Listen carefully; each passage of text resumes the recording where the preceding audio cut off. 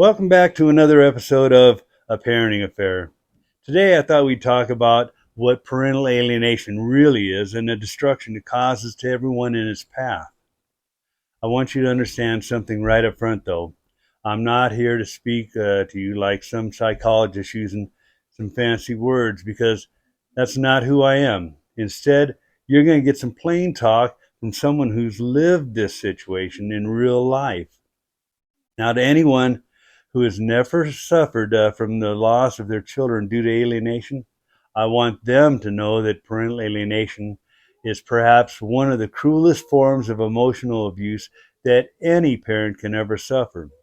What makes this worse is it was caused by someone who once loved them and they in return. With that being said, when we meet that special someone of whom we want to share in our lives with, we never expect them to ever betray us. In fact, we believe just the opposite will happen, and they will have undying loyalty to us. Unfortunately, this doesn't always occur the way we plan. Sadly, this can be a recipe for disaster waiting to happen when meeting the wrong person. Instead of having a lifelong partner, we might wind up with a lifetime enemy in their place. Now, in the beginning of any relationship, everything is new and it's exciting, and we're always trying to please the other person that we're with. However, as time goes by, we may wind up getting settled into a comfort zone. And as you know, little annoyances do crop up from time to time. When these things happen, there's nothing to worry about because it's a natural occurrence with everyone, and they do go away quickly. As the relationship continues to grow, the seed of love emerges, and over time, we find ourselves wanting to make things more permanent. When this happens, it's not long before thoughts of marriage enters the equation, and before we know it, wedding vows are being exchanged. It's at this moment we believe we've found eternal bliss in the person we're now going to share our eternity with. It's now time to start our future together with them as a family, but we realize something's missing. We aren't complete as a unit, a family unit, without the benefit of children. After all, what could make us more whole than a son or daughter to share our lives with? Because of these thoughts, a beautiful bundle of joy would soon enter our home and our lives. And in the beginning, everything is perfect. We had everything that life could afford us, from a wonderful husband or wife, a child, and even a home. Everything was on track to have a perfect family, but not everything lasts forever. Over the course of time, little arguments would arise. Though nothing serious at first, they may eventually escalate as the months pass. Without even realizing what's happening, the once happy family was now in peril of breaking apart. When it appeared like nothing could save their marriage, the decision was made to separate and divorce. Unfortunately, this would be the beginning of a long, drawn out war between two people who once loved one another. For all practical purposes, their marriage was over. All that was left now was to make the decision of whom the child or children would live with. In most cases, each parent vies for residential parental responsibilities in order to keep the children with them. In a world of blue skies and sunshine, parents would actually come to an agreement that they would have shared parenting time so it would not have any negative effects on the child. Sadly, it doesn't always work out this way, and as a result, it would be the child who would end up in a tug of war between the two people he or she loves most in life. This should never occur to an innocent child who only wants to know and love and share each parent as he or she grows up. Unfortunately, some parents forget to place the needs of the children ahead of their own desires. As both mom and dad are busy duking it out in the family courtroom, one of them may feel desperation and begin a campaign of lies and deceit. Funny part about this is within the realm of the family courts, there's an old saying: he or she who lies first is believed. Because of this, the family courts don't act like their criminal counterparts where evidence is mandated. Instead, they often rely upon what is verbally told to them and nothing more. When it appears that one side is winning in the courtroom battle, the other parent may decide to take things to the next level.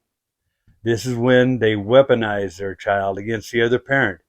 Now, with no thoughts of the emotional harm they're about to unleash upon the innocent victim, the aggressive parent begins their campaign of terror. They become the person they've always kept hidden from others, and that is a parental alienator. To look at these people on the outside, you'd never suspect them of being capable of causing so much pain and heartache to another person, for their own selfish gains. To most folks who know them, they come across as quite charming and even endearing, when in fact, they're just the opposite. They're master performers, and they know how to convince others into believing they're genuine in all they do. The truth of the matter is, they wear a mask of deception cinched up tightly in order to disguise who they really are. Parental alienators are so believable in all they say or do, I wonder if they don't actually start to believe their own lies in time. Now, to their benefit, alienators often choose to network with other like minded individuals, such as family members, co workers, or friends who feel the alienator is telling the truth and would never lie to them. As such, these alienators align themselves in such a manner as to give them moral support and a sense of confidence in what they're doing. None of them would ever dare to speak out against the person they are loyal to and continue to defend. Something that should be noted is everyone seems to be under the impression that a parental alienator must be narcissistic in nature. The fact is, this just happens to be the buzzword of the day. It's kind of like the old saying that all birds are the same and not from different species. Though it is certainly true that most parental alienators do have underlying mental health issues, only a professional therapist or psychologist can make the final determination of which one they have. Now, it's equally true that some may be narcissistic in nature, but then again, they could also be suffering from being bipolar, borderline personality, sociopath, or a combination of these other afflictions and even a couple others I didn't name. Now, what should also be considered is it may not even involve a mental health condition at all. Instead, it could be caused by a personality defect or a sense of self entitlement. Now, this is when someone feels they should be able to do whatever they want to whomever, whenever, and wherever they want without repudiation. All of these things are major contributors to the harmful actions of parental alienation and shouldn't be discounted. As far as the tactics a parental alienator uses in turning their child away from a normally loving other parent, this can include lies, deception, manipulation, implanting of false memories, and the list goes on and on. The objective here is to get the child to hate the targeted parent or even forget who they are. In addition to the things already mentioned, they may even tell the child the other parent no longer loves them or doesn't want to see them, when in fact the alienator is acting as a gatekeeper to stop any visitation from happening. Now, one of the other things worth mentioning is an alienator will choose to argue and fight in front of their children. They'll even belittle the target parent for added effect in turning the child away. When these actions occur, it can have long lasting emotional consequences upon the child.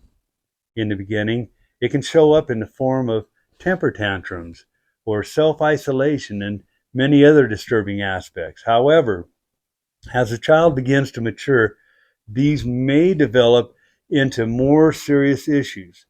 These can include disrespect to authority figures, earlier than normal sexual experimentation, drug or alcohol abuse, relationship trust issues, and even more.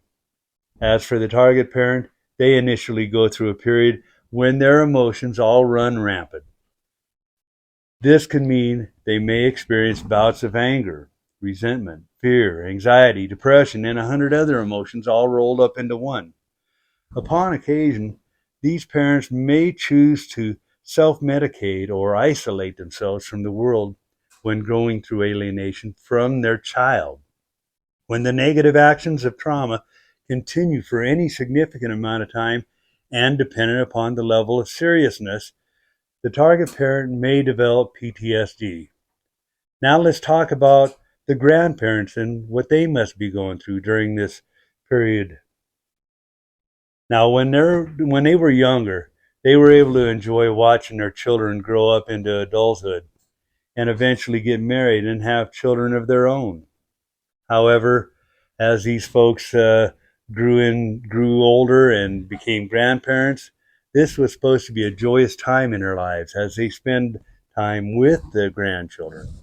Sadly, in their golden years, during a time when they were meant to pass on their heritage to another generation, they were denied this opportunity due to the wrongful actions of a parental alienator who's hell-bent on revenge against their former spouse and family. Now, it doesn't take a rocket scientist to understand that parental alienation knows no boundaries, nor has any compassion for the individuals in its path.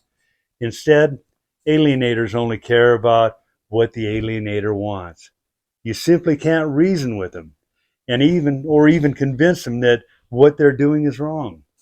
Whatever words you may say to an alienator, they'll do nothing but fall on deaf ears unless it's in total agreement with their own actions.